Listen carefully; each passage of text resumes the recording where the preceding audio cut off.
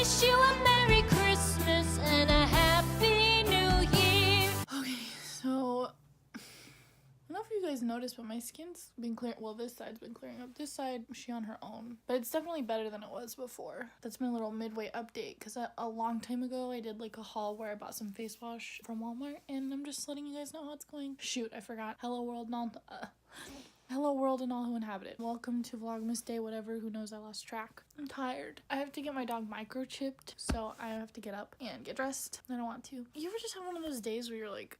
over it, you know? That's been me for like the past 2 weeks.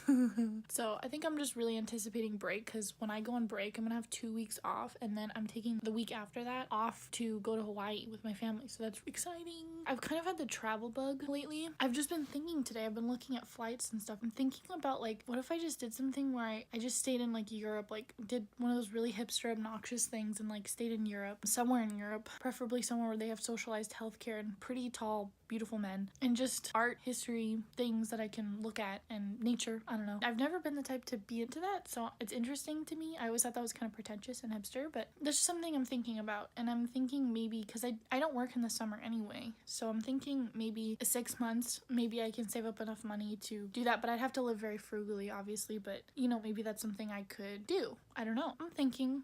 We'll see. But I know my parents, my mom specifically, would freak out if I was by myself in Europe. Like, she'd be like, no. So I'd probably have to get someone to go with me. But I also know that's kind of expensive. And if I'm going to want to do that, then I'm going to have to save up once Christmas is over and all that stuff. Because I still have some finances to account for this month and probably like January, including the Hawaii trip. And then after that, I basically just have to pay off my bills and maybe I can save and do a trip. But it just hasn't been on my mind. Oops, so you are looking right at my messy room. Don't judge me. Like, I'm just showing my good side.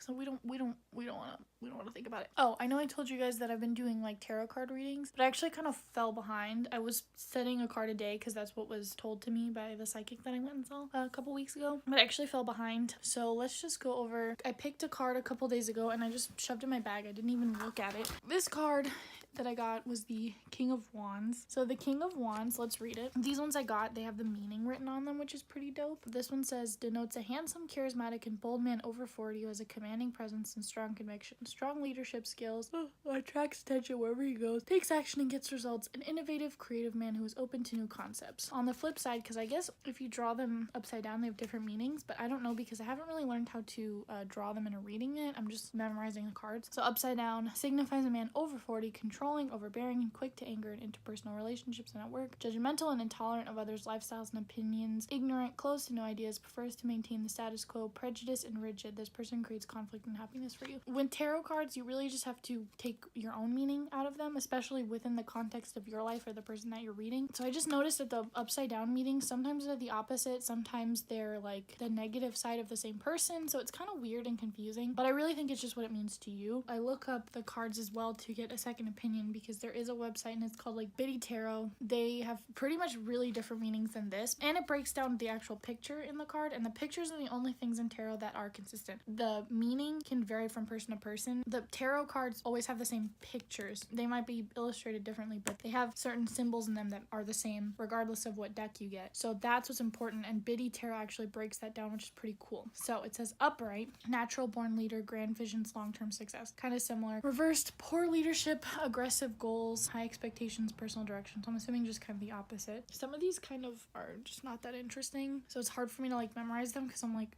I mix them up with other ones. The King of Wands sits on his throne holding a blossoming wand in his hand, representing life and creativity. His throne and cape are decorated with lions and salamanders, both symbols of fire and strength. Oh, there's a salamander at the bottom too. Salamanders biting their own tails represent infinity and the ongoing drive to move forward against all obstacles. Just a lot of stuff about grand vision. Unlike the knight, who can be a little impulsive, maturity to see through, pure fire energy in its masculine form. Unlike the other wands court cards, the king is not so interested in creation and creativity or dreaming up ideas and implementing them himself. Instead, he is more inclined to take an idea and then, because I was confused because the upright says innovative and creative is open to new concepts, but the downward one is close to new ideas. So I thought that was weird. I was like, is he creative or not? But he's creative in the sense that he can spot other creativity. He's a leader. This is pretty cool. Something that also helps me me is a lot of the time I associate cards with people that I know, and I do know people who are very much like this, so that's really interesting. In this one, the opposite was kind of like, oh, it's the opposite person kind of, right? But with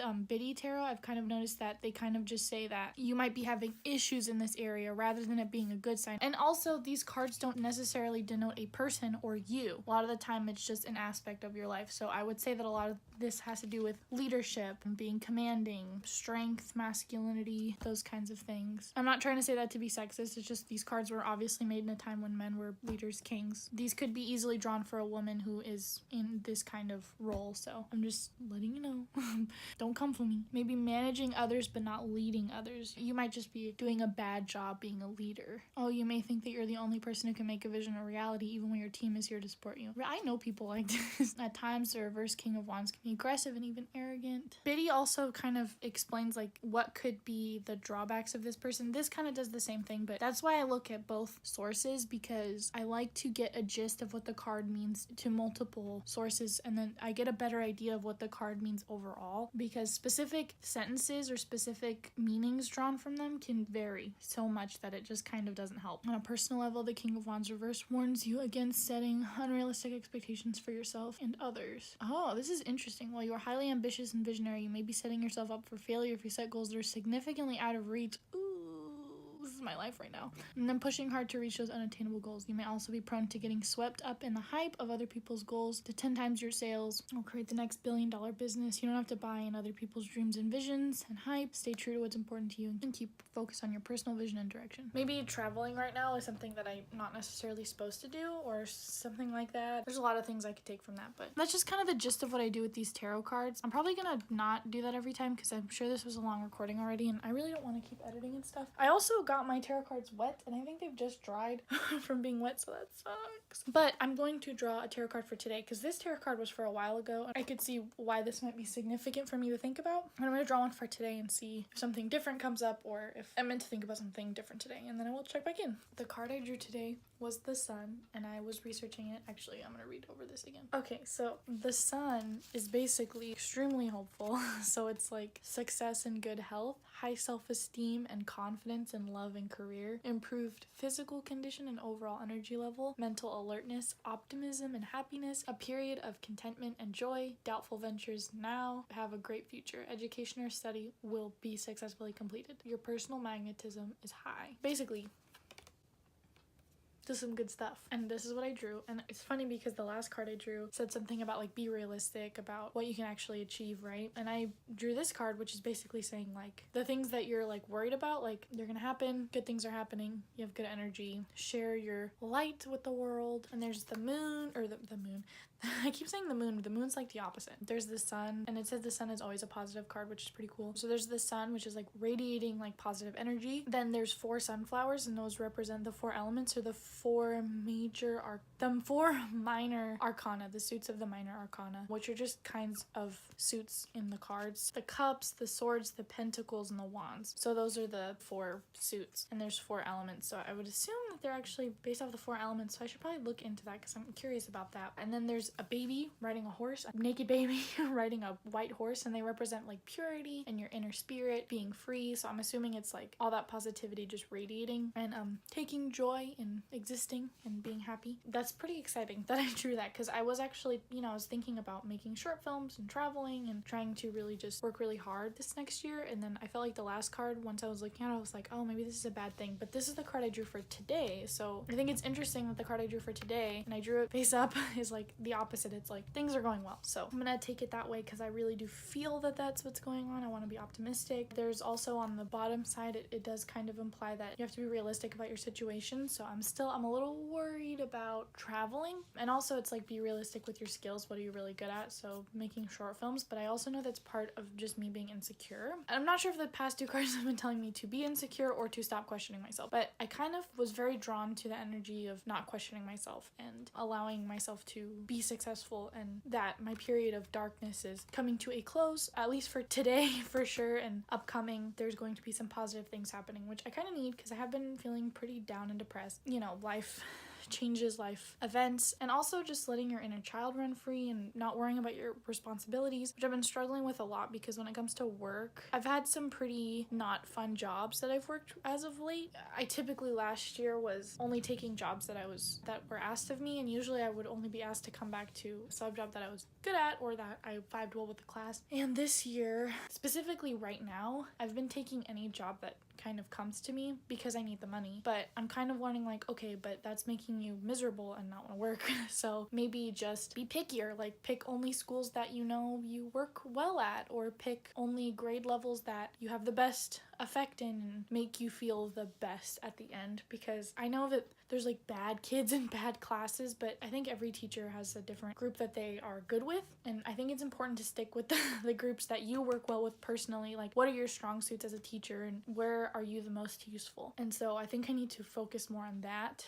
and just not accept the jobs that maybe I'm not the right fit for, and accept that that doesn't make me weak or bad. It just means that that particular class doesn't need me. I'm just not a good fit for them, you know? And that's hard for me to accept in general, especially with ending relationships. Accepting that not only can some people not be a good match for you, but sometimes you're just not a good match for other people. And that makes you feel inadequate, but at the same time, it's like, how could you possibly be a good fit for everybody? That doesn't make sense. It doesn't work, you know? And I really think everything's meant to happen for a reason, and we're all meant to be in our spot in life, and we all serve a purpose and work together to create balance and harmony in the universe. I know I'm such a hippie, but I really do believe that there are things that you just click with, and some things it's just like, is it worth it too? That's the other thing. Is it worth pushing yourself really, really hard to do something that maybe you just don't want to do or don't vibe well with, you know? When there are other opportunities that you do vibe well with and you could be spending more time on. It doesn't really make sense. That was a long tangent, has nothing to do with this card. Kind of does, but not really. But I'm happy about this card. I'm excited about it.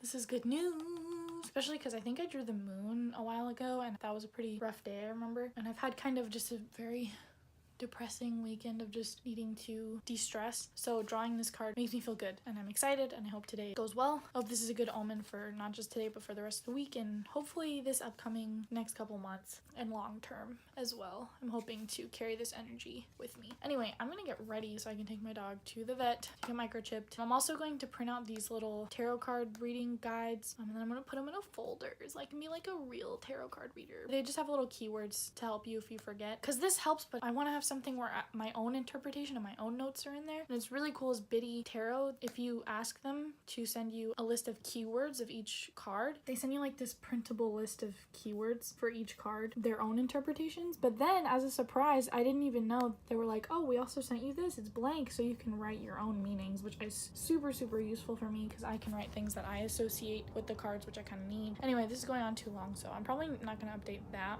much later. I don't know. I'm gonna go get ready and take my dog to the vet, so okay, see ya. I didn't do anything today. I got my dog microchipped and I just didn't even record anything. I was just editing a lot. I'm really still trying to catch up with where I was. I really need to just slow down on recording so much because it gives me less to edit. And really, you don't need to hear me talk for 30 minutes. Like, honestly, nobody needs that. It's 30 minutes and then I cut it down to like 19 minutes, but even that's like, it's just too long. I think this is why this is good for me to do, because I need to figure out what I need to work on, and part of that is just not talking so much, which you'd think I would have known by now. I need to go to bed. I have work tomorrow. I'm very stressed. I just think I need to stop. I've been editing and doing video stuff for the past like 3 days. I feel like my mental health is just wearing down and I'm very stressed about it, and I'm just stressed and tired, but my brain is like awake because it doesn't really get a lot of activity just editing, if that makes sense. Maybe I'm not making sense. Maybe my brain is fried and dead. I don't know. I don't know what's going on, but I just feel not great. So I'm gonna end the vlog. Thank you for watching. I promise the vlogs from here on out are gonna get better. That's what we need right now, both of us. And I'm kind of just getting insecure about the whole thing, and it's just nothing's going well in my head, but I just need to change what's going on. I'm glad I stuck to this commitment. I'm glad I'm getting these videos out, but this is not the way that I'm gonna do it from here on out. Sorry, I'm talking so much still. It really is my anxiety that makes me talk so much, so I need to work on that. Thank you guys so much for watching. I love you very much, and I will see you next time. Goodbye.